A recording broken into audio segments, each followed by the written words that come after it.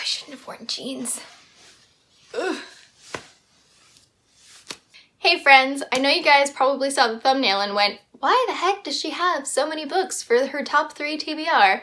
Well, this month I don't really know what I want to read. There is one book I am 100% going to start.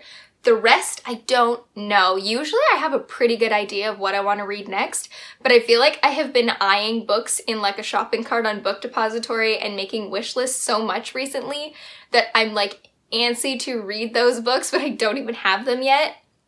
And there's still lots on my couple of TBR shelves that I have here that I want to get to, so I decided I would just pull a pile this month, and it's gonna be like a possible TBR pile. I don't really know what to call this. The lighting, we are starting to get into like short days and life just happened, so we are filming at night right now, and I'm so thankful that I bought these lights because this would never work in the evenings if I didn't have them. So it's not as nice and bright as normal, but we just have a lot of dreary days, and it has rained all week, and I have just not had time.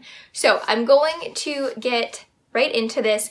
I'm gonna start with the one that I'm definitely going to start this month, and it's Little Women by Rue Amelie. I'm actually buddy reading this with Emily from Burrowing Into Books on Instagram, so if you guys are interested, you can pick up a copy and read it along with us if you want to. I will link her Instagram down below. We are starting on November 15th, I think is what we decided, because it is supposed to be like a really nice Christmas read, but because it's so hefty, we figured we'd give ourselves a couple extra weeks and start it in November and carry it right through until Christmas, and hopefully we can both finish it.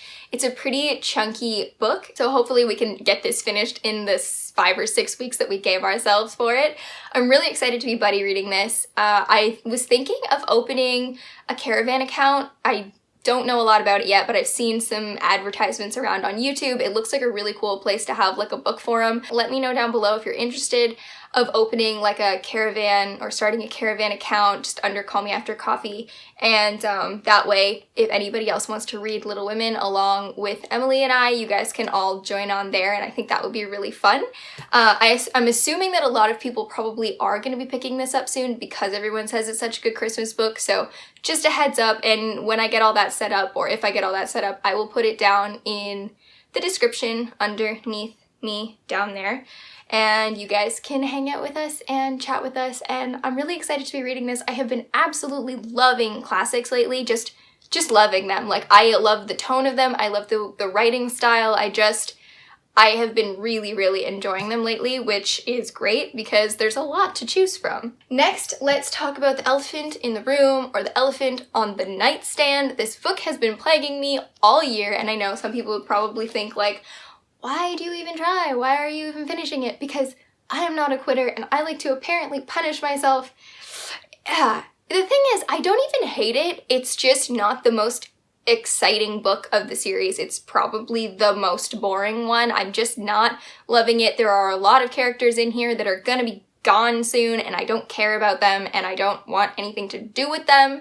I just don't like them. There's a lot of characters in this book that I don't like, and further books, they aren't around anymore, and I'm not going to say any more than that because I don't want to spoil it.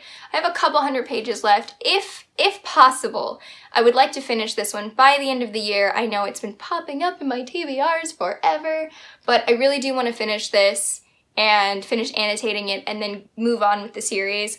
I'm glad I didn't give myself like a year to read the whole thing, because man, that would never have worked, but like it might take me 3 years to finish my reread, and the next book probably still won't be out, so it's fine. Next, I have a couple of historical fictions. I don't know what I feel like reading. Like I said, I'm currently on a reread of Bridge of Clay, and I'm absolutely loving it, and I feel like my heart is just in that book so hard right now that I'm not even thinking about what I want to read next or what I might want to read next.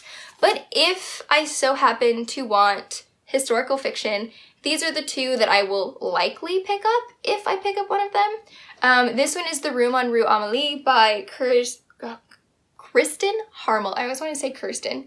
Kristen Harmel. I don't exactly know what this is about. I don't remember. I read the synopsis like a year ago and it sounded really interesting. It's a World War II historical fiction.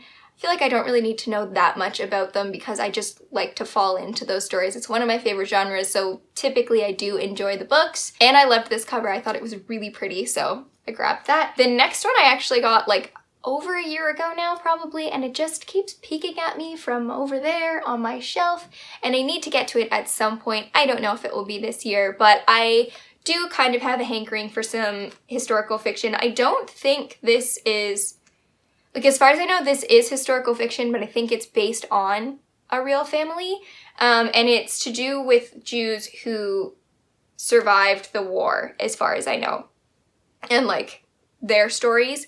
So I have been really interested in reading this one for a really long time, and I just haven't gotten to it.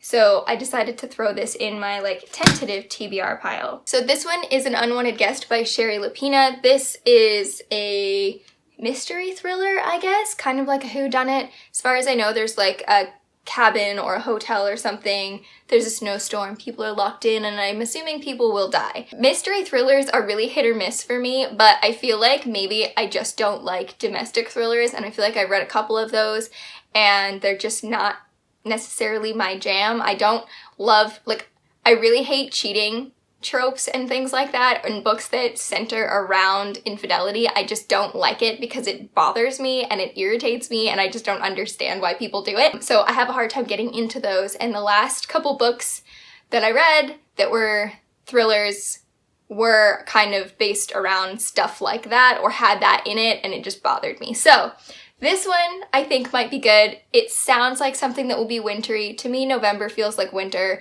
I don't actually remember when the seasons change over, which is really stupid, but November is always winter to me because it usually snows in November and it gets stupid cold, and this might just be a nice cozy, no, it's not going to be cozy, but like a good cold weather read. It might feel good at that time of year.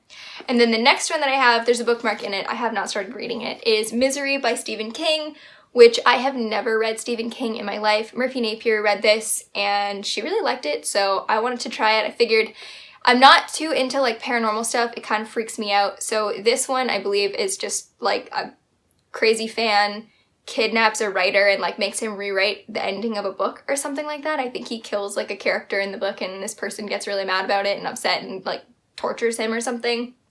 So I think this might be really interesting to read. Keep an eye out for vlogs. If this ends up being picked up, you will see it. And then the last book is also a Murphy Napier recommendation, and she has been like raving about The Lies of Locke Lamora for ages, and I have been meaning to pick it up and I haven't. So I finally have the copy that I wanted. If you guys saw my summertime book haul, you guys will know that I ordered a copy of this and I got this hideous cover that I really hated, and so for some reason I had like a vendetta against the book and I didn't pick it up.